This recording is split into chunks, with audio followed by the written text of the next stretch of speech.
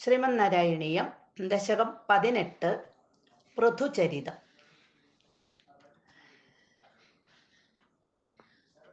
അഗജാനന പത്മാർക്കം ഗജാനനമഹർനിശം അനേകദം തം ഭക്താനാം ഏകദന്തമുപാസ്മഹേ. സരസ്വതി നമസ്തുഭ്യം വരദേ ജ്ഞാനരൂപിണി വിദ്യാരംഭം കരിഷ്യാമി സിദ്ധിർഭവതു മേ സദാ. ഗുരുർബ്രഹ്മാ ഗുരുർവിഷ്ണുർഗുരുർദേവോ മഹേശ്വര ഗുരുഃ സാക്ഷാത് പരം ബ്രഹ്മ തസ്മൈ ശ്രീ ഗുരവേ നമഃ. ഓം നമോ ഭഗവതേ വാസുദേവായ. ശ്ലോകം 1. വൃത്തം പ്രകർഷിണി.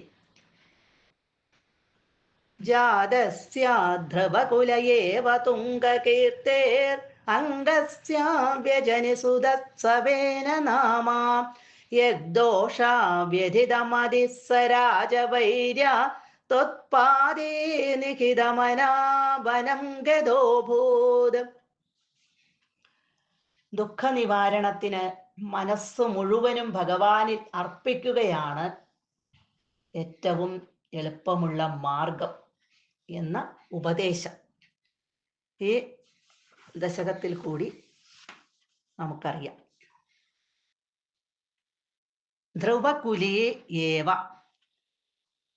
ധ്രുവന്റെ കുലത്തിൽ തന്നെ, ധ്രുവന്റെ തന്നെ ഏവ തന്നെ, ധ്രുവന്റെ തന്നെ കുലത്തിൽ, ജാതസ്യ പിറന്ന, ധ്രുവന്റെ വംശത്തിൽ തന്നെ പിറന്നതാണ്. ആരാണ് ധ്രുവന്റെ വംശത്തിൽ പിറന്ന ആള്? തുംഗകീർത്തി, തുങ്കം എന്ന് പറഞ്ഞാൽ ഉയർന്ന, കീർത്തി അതായത് വളരെ പ്രസിദ്ധനായ, വളരെ കീർത്തിയുള്ള, അംഗസ്യ അംഗരാജാവിന്, വേനനാമ സസുതാ വ്യജനി, വേനനാമ വേനൻ എന്ന പേരിൽ അറിയപ്പെടുന്ന സസുത ആ മകൻ വ്യജനി പിറന്നു ഉണ്ടായി. ധ്രുവന്റെ വംശത്തിൽ പിറന്ന വളരെ പ്രസിദ്ധനായ അംഗരാജാവിന്, കീർത്തിമാനായ രാജാവിന്, ആ രാജാവിന് വേനൻ എന്നു പേരായിട്ടുള്ളൊരു മകൻ ഉണ്ടായി. യത് ദോഷ വ്യഥിതമതി, യത് ദോഷ ഏതൊരു മകന്റെ ദോഷത്താൽ, വ്യഥിത മതി മനം നൊന്ത്, വ്യഥിത സങ്കടപ്പെടുക, ഇവിടെ മതി ബുദ്ധിയാണ്, അപ്പൊ ഇവിടെ മനസ്സ് വിഷമിച്ച്, സ രാജവൈര്യ ആ രാജാവ്, അതായത് ആ അംഗരാജാവ്,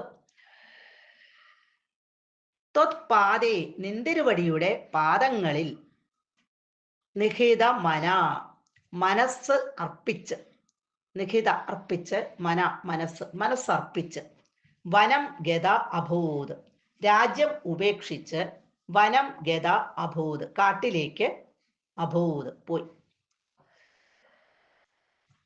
അപ്പൊ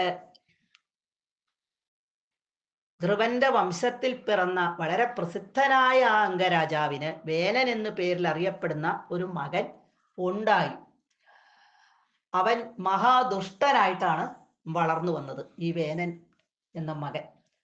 ഇത് കണ്ട് വളരെയധികം ദുഃഖിതനായ രാജാവ് മനം നൊന്ത് എല്ലാം ഉപേക്ഷിച്ച്, സർവം രാജ്യവും എല്ലാം ഉപേക്ഷിച്ച്, ഭഗവത് ഭക്തി നിറഞ്ഞ മനസ്സോടുകൂടി ഭഗവാനെ മാത്രം മനസ്സിൽ ധ്യാനിച്ചുകൊണ്ട്, തൻ്റെ ആ ദുഃഖത്തിന് അറുതി വരണമെങ്കിൽ, അല്ലെങ്കിൽ ആ ദുഃഖം നിവാരണത്തിന്, ദുഃഖം മുഴുവൻ മാറുന്നതിന് ഭഗവത് സ്മരണ മാത്രമേ മാർഗമുള്ളൂ എന്ന് മനസ്സിലാക്കി ആ രാജാവ് മനസ്സ് മുഴുവൻ ഭഗവാനിൽ അർപ്പിച്ചുകൊണ്ട് ഇവിടെ കാട്ടിലേക്ക് പോയി. സർവത്ര ഗോവിന്ദ നാമ സങ്കീർത്തനം, ഗോവിന്ദ ഗോവിന്ദ.